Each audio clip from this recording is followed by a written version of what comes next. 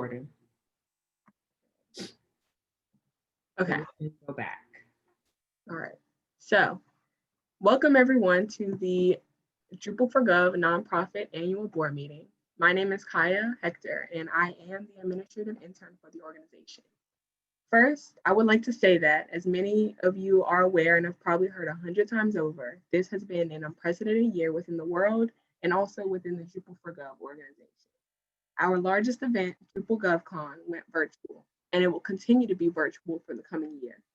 Typically, we host this meeting, our end of the year review, at the conference, but we weren't able to do so this time around. So without further ado, let me welcome you to the Drupal4gov 2020 annual meeting. Sit back as we go over what we did this past year, what we learned, what we will continue to do, and what we seek to do better.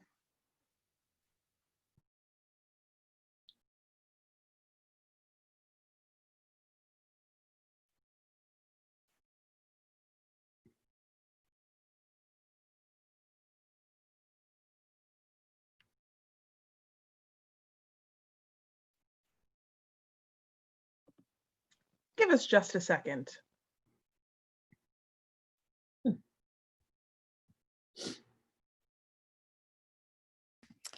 can't hear me if I don't unmute myself. You're all welcome. So who are we? The Drupal4gov nonprofit was founded in 2009 after a series of back and forth emails. Our main event, Drupal4gov, was more of a success than any one of us could have anticipated. It was this giant balloon that we needed to tether so it didn't fly away from us or pop unexpectedly.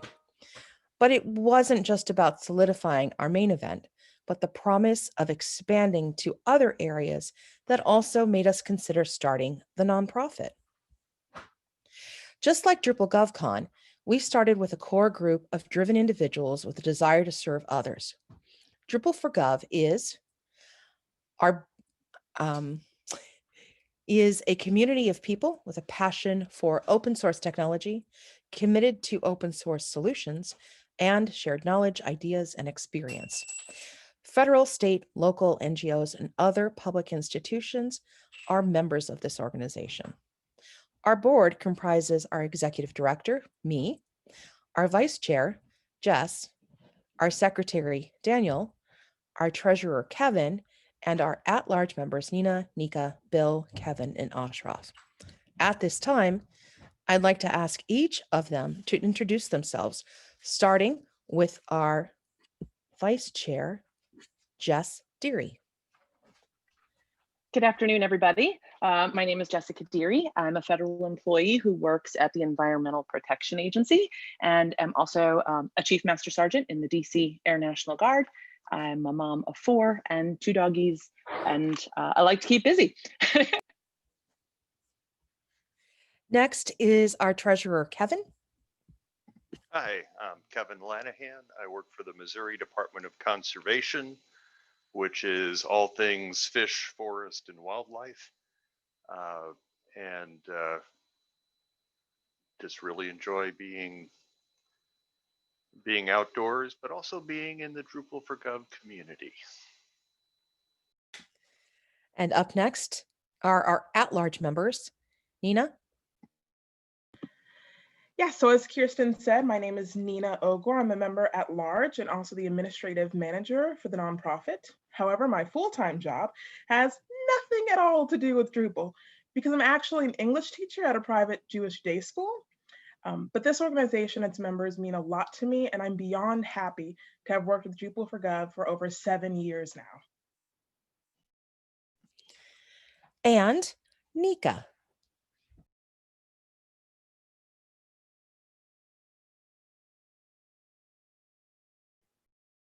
Hi, I'm Nika Hector. I currently work at DS Federal as Director of Web Development, and I assist with the monthly webinars, the planning of GovCon, and any other things related to D4Gov that need assistance with. And lastly, our other at-large member, Bill Brantley. Just take a second to introduce yourself, please, Bill.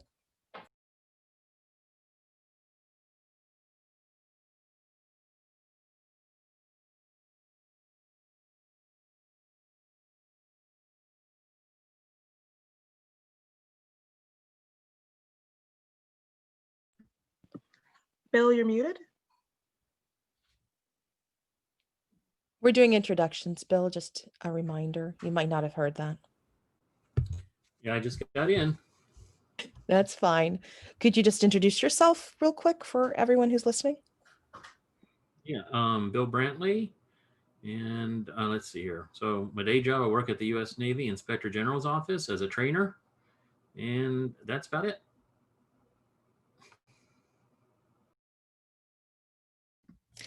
Thank you. Our other members, Ashraf, Kevin, and Daniel, were unable to attend today. And that takes us to Jess and our mission. So the mission of Drupal4gov has always been about connection and education. We're a grassroots organization that saw a lack within our world, within our own agencies and companies, and then we took it upon ourselves to fill it. Our community is a diverse one that fosters collaboration, shared knowledge, and connection. I want to say very clearly right now that the Drupal4gov nonprofit is able to exist purely because of our members. It's because we have a dedicated team that volunteers, no direct monetary payment. They all volunteer to do the work needed to ensure our users get the training, resources, and connections that are necessary to do their jobs and fulfill their own education. Fulfill their own missions. And now on to Nika, where she'll talk about some of those things that we do to provide that education and support.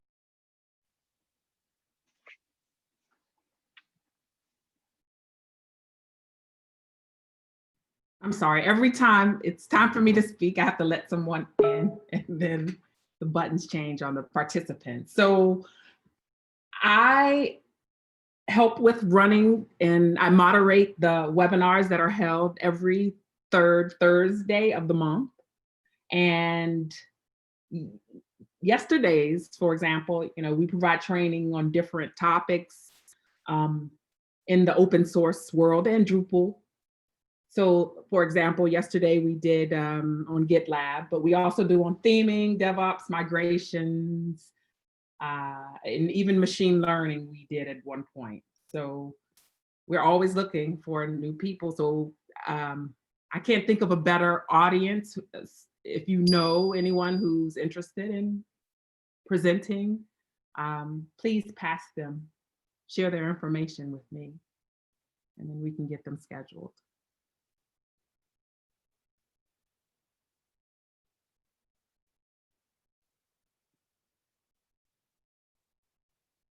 Events is, am I doing event? Who's doing event? I am. So I'm just going to be talking a little bit about the general events that we do within the organization. So while Drupal4gov is the nonprofit, we host a series of different events throughout the year. Our biggest one, of course, is Drupal GovCon, which is a 3-day now virtual conference. It was in person and was hosted at NIH. It was by far our largest conference with at one point over 1,000 attendees, on average between about 800 to 1,000. We also have half days throughout the year and monthly webinars, which Nika runs as well. We are also at DrupalCon, where we do a Gov Summit. The format has changed a little bit, but Jessica Deary, and also I'm completely blanking on her name. Jessica, what is your partner's name really quickly? Becca. Thank you. Becca, thank you. Also run Gov Summit. So we have a series of different events that we host throughout the year. And we're just going to go into a little bit of detail about some of our most important events and what we kind of do there. Thank you. So this is Jessica again, and I'll go ahead and talk a little bit about Gov Summit. So those of you that are familiar with DrupalCon may understand that there are sort of community-driven summits that are usually held the day leading into the primary GovCon.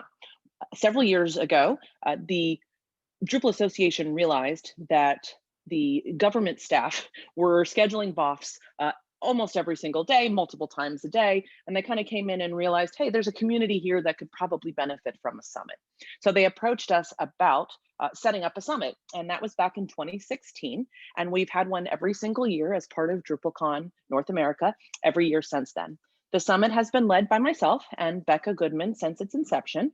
And the 2020 Government Summit at DrupalCon was actually still held, but virtual. So the summit there unfortunately went from 1 day to 2 hours, but we were thankfully still able to present some really great content.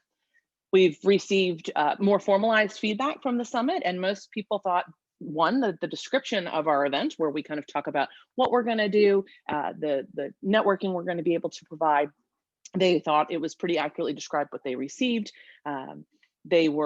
Most people like our speakers. We've gotten just a lot of really positive feedback, and we continue to come back every year. We sell out every year, and we're usually capped at around 150 to 170 people, depending on the venue and where we are. This year, summits are going to be held a little bit differently in that anyone who wants to lead or co-lead a summit as part of DrupalCon, they're going to be taking name submissions. So if someone is interested in helping to lead or co-lead the Gov Summit, we certainly encourage you to throw your name in the hat and help with participation. I'm sure myself and Becca, whether we are selected to continue or whether we are able to put in the time this year, we would certainly provide support to anybody who is interested. So the Government Summit is just a wonderful opportunity at DrupalCon North America to really connect with local, state, federal, and even international people working in government. And I'll turn it over to Kirsten to talk about half days. Thanks. Half days are kind of my baby. Our half day events are held in person around the DC area quarterly. We've used different both government agencies, nonprofits, and also local contracting agencies, from Booz Allen Hamilton to Phase 2 to Toyota, and lots of different agencies. VA hosted our very first one. We've even held them at NIH. The events are timed to coincide with Drupal Global Training Days, but unfortunately, for 2020, as like with all things 2020, you've been unable to hold our half-day trainings. Our last one was a deep dive into views led by Debug Academy at the National Archives and Records Administration in December of 2019. We plan to return to these events once it is safe to do so. And that brings us to our impact and Bill Brantley.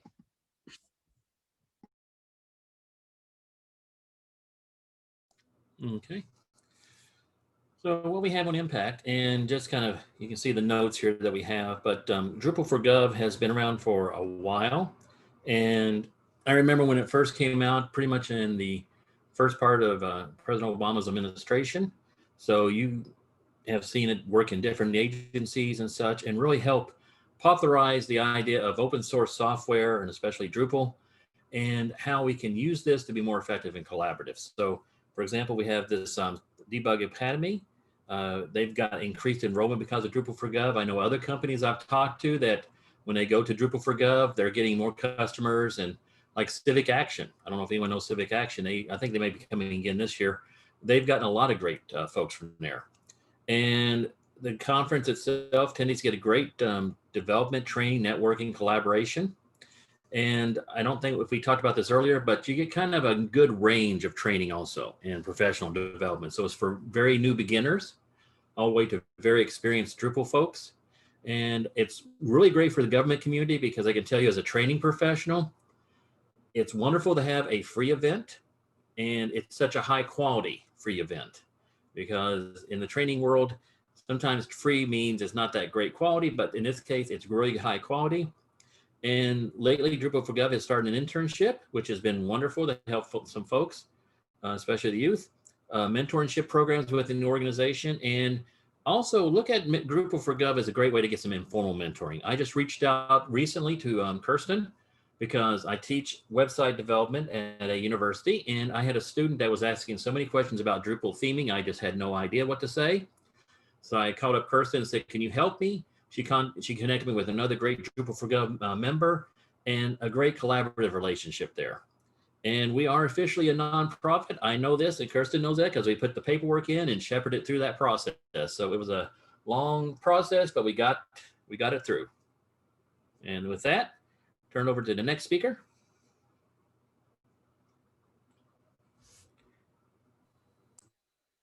Okay, hi, this is Kevin Lanahan. Financials are boring, and so we're not going to go into a huge deep dive. But one, we don't exist without sponsorships for Drupal GovCon. That's pretty much our sole source of revenue. I have a side-by-side comparison of 2020 and 2019. Of course, 2019, we had a live event. You can see the expenses are significant, $64,000. Whereas our virtual GovCon expenses were just about $11,000. And the bulk of that was for live captioning. So thank goodness we had enough, we had a really good group of sponsors who helped make all of that happen. Included in the sponsorship money there was also some money from the Baltimore camp last year that we kind of discovered this year and recouped. But and that kind of balances out that $10,000 last year that says we expended more than we took in.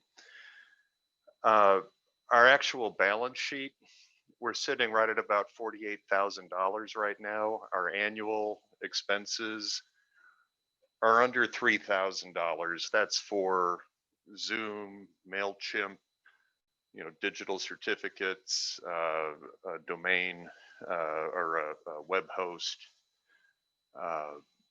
We've had some other expenses like legal fees to get the nonprofit status. We kept running into some problems with that, and I think they helped us out. But we're in really good shape right now. And if we do another year, another virtual year, and get the same amount of sponsorships, if we can go back to in-person meetings, in-person GovCon, we'll have plenty of money to be able to get all that started up again.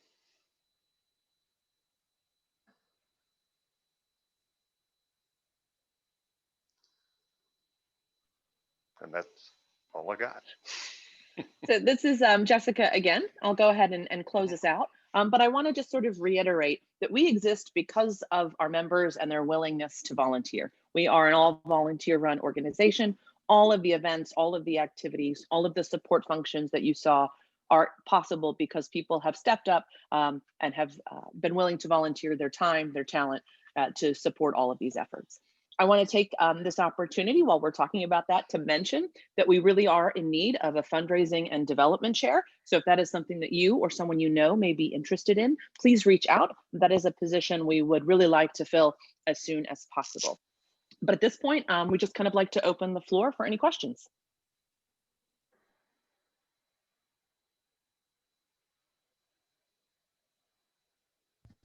And you can post them either in chat or unmute yourself, since there's just a few of us, and we'd be happy to answer any of those questions.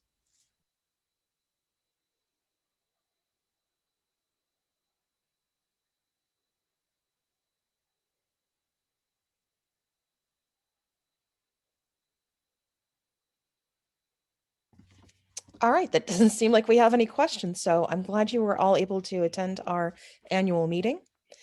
We will have the next annual meeting at GovCon, since we will be ready to do it virtually this year. This last year taught us a lot of really good lessons for how to run the event virtually, and we're excited to make that happen again this year for 2021. The only other thing that I'd like to mention here is that for 2021, we will be doing officer elections as well as adding new at-large members. So if you're interested in participating on the board, feel free to reach out to us or apply through the Eventbrite. And we'd really like to thank you all for attending. Thank you.